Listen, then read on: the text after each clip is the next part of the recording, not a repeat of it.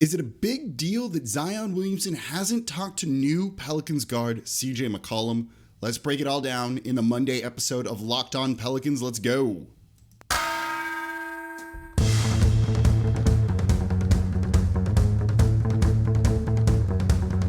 You are Locked On Pelicans, your daily New Orleans Pelicans podcast, part of the Locked On Podcast Network, your team every day. Welcome to another edition of Locked On Pelicans, the daily podcast covering your favorite team, the New Orleans Pelicans and NBA, part of the Locked On Podcast Network, your team every day, available wherever you get your podcasts and available on YouTube. I'm your host, Pelicans Insider, credential member of the media, Jake Madison, at NOLA Jake on Twitter, here with y'all on this Monday. No games for the Pelicans until Friday, so we get to talk about all things with this team, and we're going to get to the rotations for Willie Green. We're going to talk some offseason stuff as well. We're going to review the start of the year as well. And today we're going to talk about Zion Williamson. He hasn't spoken to CJ McCollum per CJ. So what's happening? How did we get here? And where do Zion and the Pels go from here? That's the layout for today's show. And thank you for making Locked On Pelicans your first listen every day. We're free and available 5 days a week, wherever you get your podcasts and on YouTube, breaking down all the things you want to hear about this team. How many other podcasts are actually talking about this that are Pelican-centric today? We're doing it here. We're here Monday through Friday for y'all. Unless I'm super sick, you can probably hear it in my voice a little bit, and I was not able to record a couple of days last week. But that just means we've got more to talk about. Also, if you're watching on YouTube, a new kind of office setup here, a bit of a new backdrop. You won't see the cats anymore. I'm sorry for that. But this is going to be better for recording. So let me know if the sound is the same or a little bit off. I'm not as familiar with the acoustics in this room. So let's get into it. And today's episode of Locked On Pelicans is brought to you by BetOnline. BetOnline has you covered this season with more props, odds, and lines than ever before. BetOnline, where the game starts. Okay, so let's get into it now. On TNT during All-Star Weekend, CJ McCollum, new Pelican player, says that he hasn't spoken to Zion and doesn't really know what's going on with the Zion Williamson situation. This isn't great. Not at all. You know, when you really factor in that I've been saying for a while, months now, right, basically all year, that Zion has kind of had a distance from this team. At times it's been a literal distance, him going to Portland to work out and rehab by himself away from the team, not having a team doctor or anything there with him. You know, there's been an emotional distance, I think, from this team too. It's really exemplified by this. Him not reaching out to a new teammate to say even a text, right? Hey, welcome to the team, or anything like that. CJ says he reached out and spoke to people close to Zion, but not Zion himself. So does that mean he couldn't get a hold of Zion? Right? All of this is not great. And in and of itself, just this in a vacuum wouldn't be a huge deal. But when you factor it in to everything, this is a giant red flag. None of the things I'm going to mention here in a second individually are that big of a thing. But taken all together, yeah, right? I said a physical and emotional distance, mental distance from the team. He was not there in Nashville, the only player who wasn't there to work out in the offseason. He ghosted Fred Vinson and Brandon Ingram at the NBA Finals. You know, he just jetted off to Portland. The team put out a statement saying like, oh, we know this, we want him to do this. They'd like him around the team. No one wants their guy to go rehab elsewhere. You know, and that's not even counting other things that we could get into with this, right? None of this is good. None of this. And then you have David Griffin in that press conference after the trade deadline the other week, where he said anecdotally 4 times because he's clearly not in touch with Zion. Or Zion's camp, it doesn't sound like. He doesn't know what's going on at all. This is the dude who runs the team. He should know, at least when it comes to the players, everything with the team. Nope. CJ McCollum, right? Maybe, you know, if you're not around, you don't need to text the dude, be like, hey, congrats on the trade, welcome. It sounds like you wanted to be here, blah, blah, blah. CJ McCollum is the president of the NBA Players Association. This is a guy that every player in the league is aware of and has great respect for, right? This isn't just like some dude who, like one of the Morrises or something like that, would get traded and maybe he's like, screw that guy, I don't really like him, but he's my teammate now, whatever. This is someone that like everyone in the league has great respect for. but maybe not Zion. That's not a great thing. All of this is a giant red flag. A red flag for what? I don't exactly know, and we'll get into that in the third segment, all right, of where do we go from here. Is this a red flag being like he wants out? It could be. It could not be. This could also just be how he operates, right? This could also just be him being 21 years old and just not getting how to be an adult. And we'll get into some of the stuff with his camp, and I'm going to use that phrase in the next segment too. But I was an idiot at 21. I feel bad now because I don't respond to text messages in a timely manner. I have like a million DMs from people that I offered to give some advice to that I haven't had time to do it yet. Maybe he's just attacking his rehab so hard he can't. He forgot about it, right? But with everything else, it doesn't feel like that's the case. And everyone else is buying into what Willie Green is doing here, and it finally feels like there's a culture or a very positive atmosphere in New Orleans. Everyone seems to like it here and be pumped. CJ wanted to come here, was involved in the process. But Zion is not, right? For all those people who were saying, oh, he went to Portland to recruit CJ McCollum and they're not going to say anything because of tampering. No, he wasn't. That's just a foolish thought. And why he never said anything like that was happening. Because it wasn't. Like, this is not great. What's it mean? Let's talk about that in the third segment. But how did we get here, right? Like, how did we, in year 3 of Zion Williamson, we, the Pelicans, get here? And let's kind of break that down. And that's where we're going to get a little bit behind the scenes coming up here next in today's episode of Locked On Pelicans. Before we do that, though, today's episode of Locked On Pelicans is brought to you by Built Bar. Built Bar is the best tasting protein bar out there, and I eat one of these things every single day. I was just on the road for work, and I have a ton of Built Bars in my backpack from when I'm running between meetings, I'm starving, I need to eat something, get a little bit of protein, get my mind right. Built Bar is the best way to do it, and these things are so delicious that I look forward to it every single time. One of my New Year's resolutions has been trying to eat healthier, really like cutting down on refined sugars and things like that. But I still have like sugar cravings, and I don't want to go for candy or snacky things. That's terrible. So I grabbed Built Bars instead. Cut them up into little bites or something like that because they're covered in 100% real chocolate. They come in delicious flavors. With me in LA, I had the coconut brownie chunk. You're going to think you're eating a candy bar, except this is healthy for you. And seriously, go to Built.com and scroll down to the macros chart. You're going to be blown away. They're high in protein, low in calories. Most of them have 130 calories, 4 grams sugar, 4 net carbs, and 17 grams of protein. Compare that to a candy bar or anything else you could eat. The Built Bar is going to win every single time. I love the mint brownie. I love the churro puff bar, and they have a bunch of puff bars out there which are protein-infused marshmallow. Doesn't get much better than that. So go to Built.com, use promo code LOCKED15. You're going to get 15% off your order. Again, use promo code LOCKED15 for 15% off over at Built.com. All right, thank you for making Locked On Pelicans your first listen every day. Now, for your next listen, go check out the Locked On NBA podcast. We're doing roundtables this week discussing teams kind of in a similar situation. The Pelicans, they put, this wasn't my choice, in the no man's land category. And I lead a roundtable, which is going to be out on Tuesday or Wednesday, about all of that. So all of these are going to be out there. They're going to be a lot of fun. You definitely want to give them a listen. And these are a great way to just kind of catch up on everything going on around the NBA.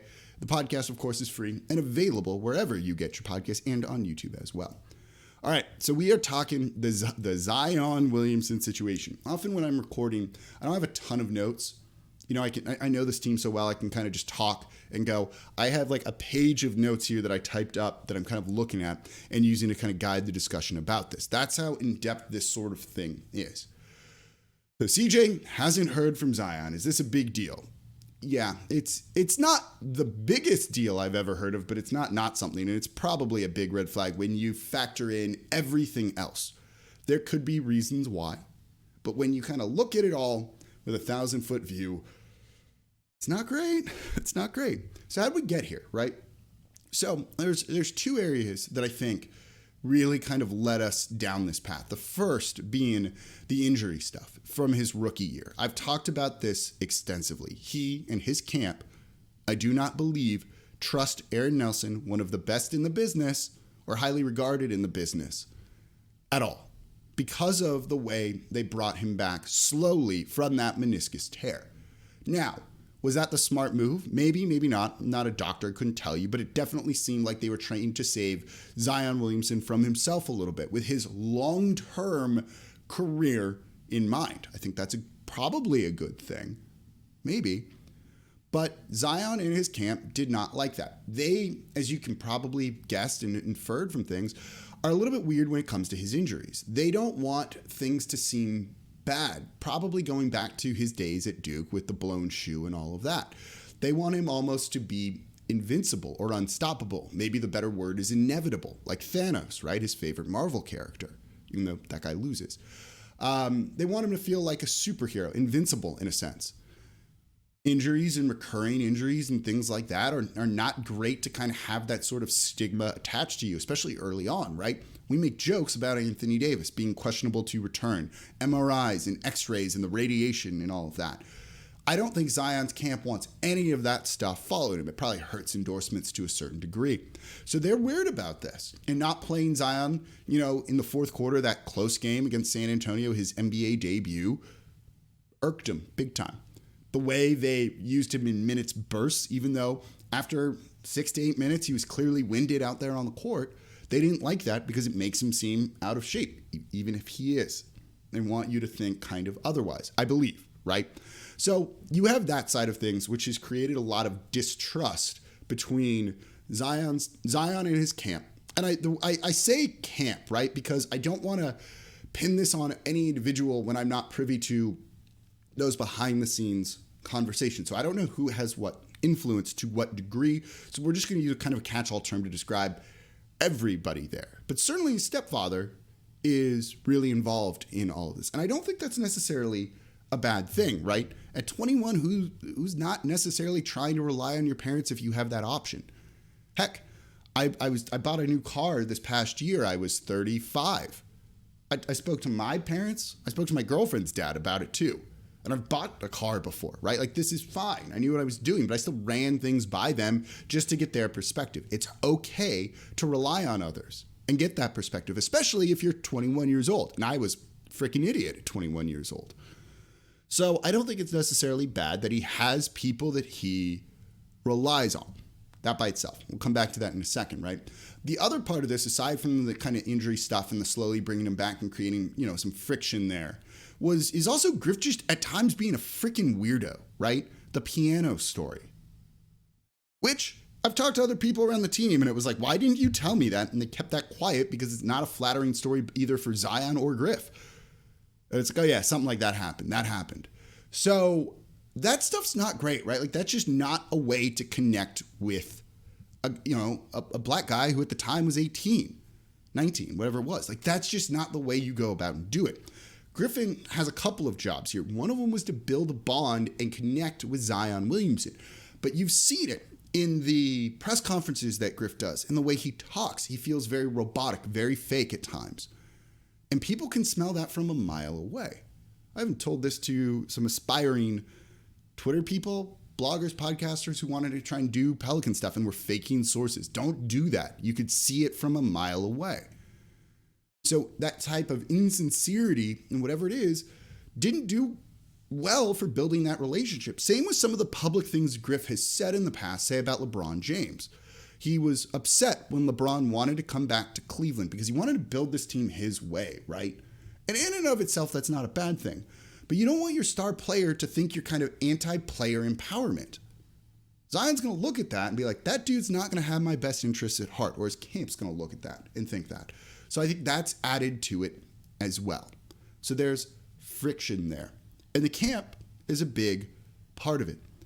His camp and the team view things very differently, particularly when it comes to injuries, as I just talked about. Now, here's where I'm trying to piece things together. These are not facts. Let's call it informed speculation. I think the Pelicans feel, and this is like the behind the scenes stuff, I think the Pelicans feel Zion should probably have a second surgery, correct his foot, and just get ready for next season. I think that is what they kind of hope will eventually come out of this at this point. At this point, it feels like they've tried rehabbing enough. It's been enough time from an injury that happened in July. Have the second surgery, correct whatever's going on, and just move on next season, start fresh. I think that Zion's camp feels that if he just keeps rehabbing it, he will be fine and he could play. Again, informed speculation. There's me trying to piece things together with some guesses in there. Those are two very opposite things, right? This is a bad spot to be in. And I wonder if the Pelicans are trying to, this isn't so much wondering, I wonder if the Pelicans are trying to kind of make these scans and have high benchmarks to show his camp that, like, this dude needs surgery and isn't healing well and things aren't okay with his foot. And I think his camp, the idea of him missing a season, having a second surgery, looks bad for Zion. Even if it doesn't, because this is an injury that's like kind of just difficult for NBA players. Kevin Durant had a second surgery with this. I believe Joel Embiid did as well. But I think they're going to look at that and be like, oh no, we can't do anything like that. So you have these two people kind of at an impasse. And this is an awful, awful situation to be in. So if that's where we are, where do we go from here? And let's talk about that coming up here next in today's episode of Locked On Pelicans. But before we get to that, today's episode of Locked On Pelicans is brought to you by BetOnline.net. Football might be over for the season, but basketball is full steam for both pro and college hoops. So for the latest odds and player performance props, you know where to go, and that's BetOnline.net, the number one spot for all your sports betting needs. BetOnline remains the best spot for all of your sports scores, odds, props, podcasts, and news this season. And it's not just basketball. BetOnline is your source for hockey, boxing, UFC. You can even get Olympic coverage and information there as well.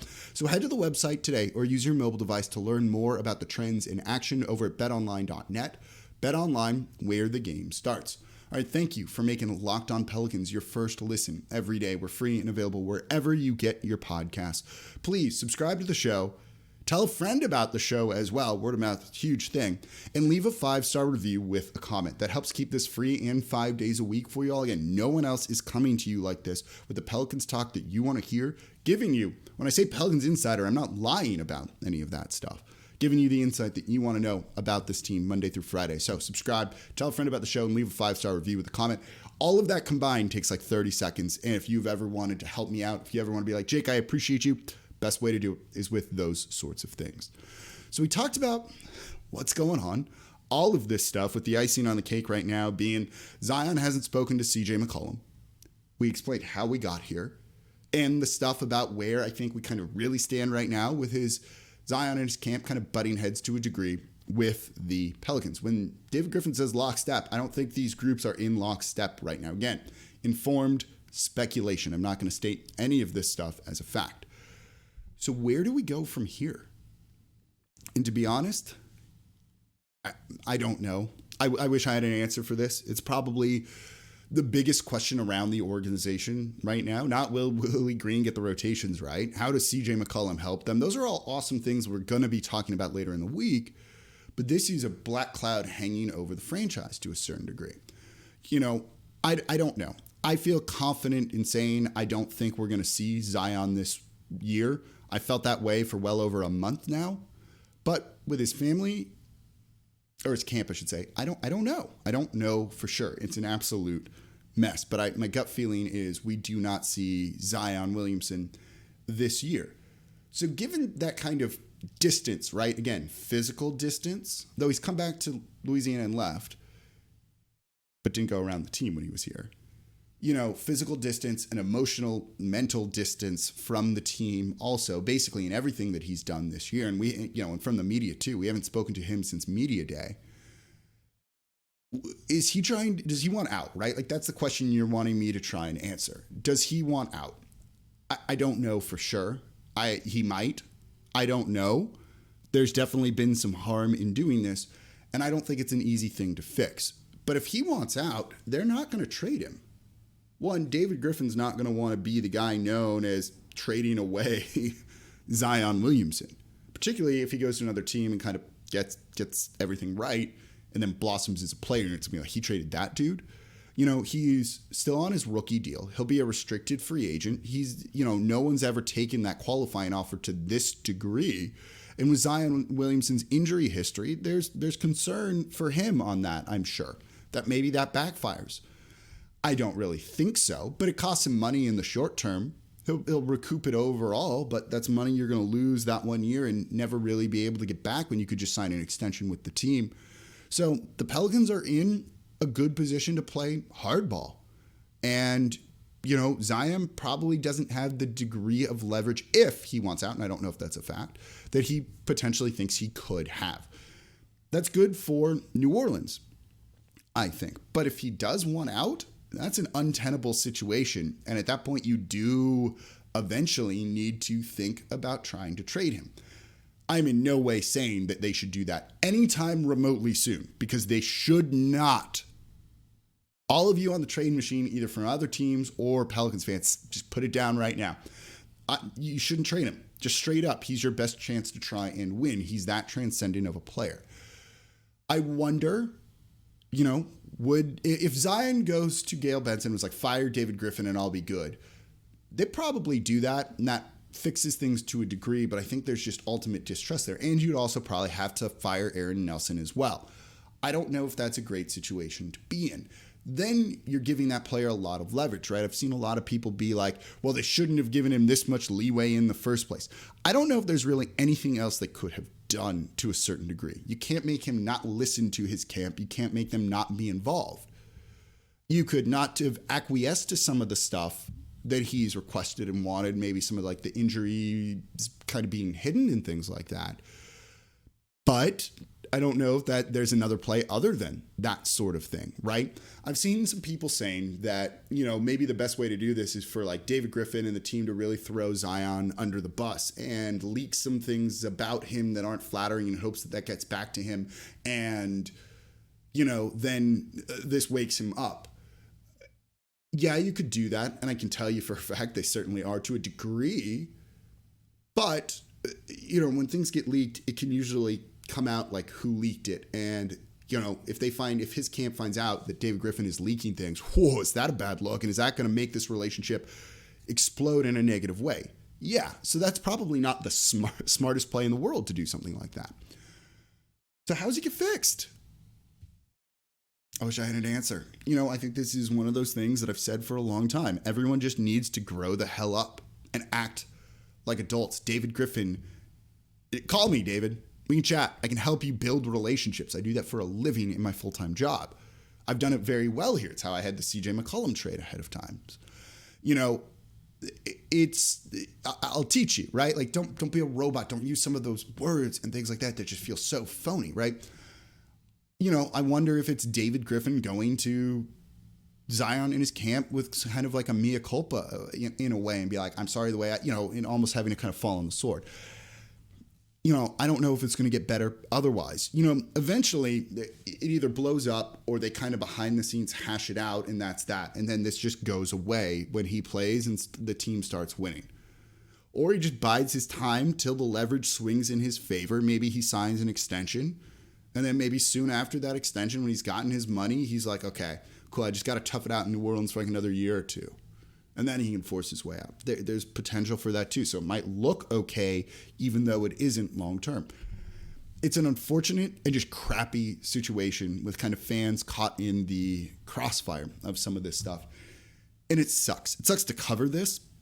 It sucks to be trying to talk to people and figure all of this out. And I've been yelled on both sides of it. I've been yelled at by his camp. I've been yelled at by the team too with all of this stuff. But let's put it out here in today's show because this is what you all wanted to hear. And you trust me to give my opinion and share things with you. So we're absolutely doing it. And I'm probably going to get an angry text message or call at some point today about all this. But that's where I think things stand. Let me know in the comments your speculation on it and how you think they should try and fix things. And do you think they should try and trade Zion Williamson sooner rather than later? I'm a hard no on that. Not even close. But I'm curious what you all think. So I'll be looking at the YouTube comments today. So I appreciate you all listening. Thank you all very much for making Locked On Pelicans your first listen every day. Tomorrow, I actually want to talk about season ticket stuff because the Pelicans are going through renewals and they're in an interesting position right now regarding it. So I'm going to talk about that. The TV stuff will probably factor in. You can almost consider this an open letter of sorts, I think, in a way, on the season ticket experience, as I am a season ticket holder. Later in the week, we'll probably talk more about the broadcast stuff too. I also want to talk about Willie Green and the rotations, particularly that Dallas game. Thursday before the All-Star break. We'll probably cover that a little bit later in the week. So that's some of the things to come here this week on Locked On Pelicans. And now for your second listen, check out Locked On NBA. Locked On experts covering the biggest stories. I'm there every Wednesday around the NBA, every Monday through Friday in less than 30 minutes. It's free and available wherever you get your podcasts. Thank you all for listening. As always, I'm your host, Jake Madison, at NOLA Jake on Twitter. I'll be back with you all tomorrow.